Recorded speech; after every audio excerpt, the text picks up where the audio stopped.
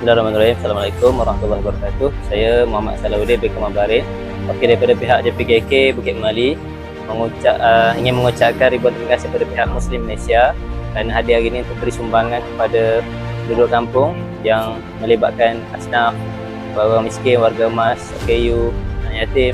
Jadi insyaAllah pihak JPKK mengalu-alukan lagi pihak Muslim Malaysia untuk hadir akan datang sekiranya ada, dan harap semoga program-program seperti ini dapat berterusan pada masa-masa akan datang. Terima kasih. Assalamualaikum warahmatullahi wabarakatuh. Program perubahan bukan kerajaan yang bergerak sendiri untuk buat kerja-kerja kerajaan.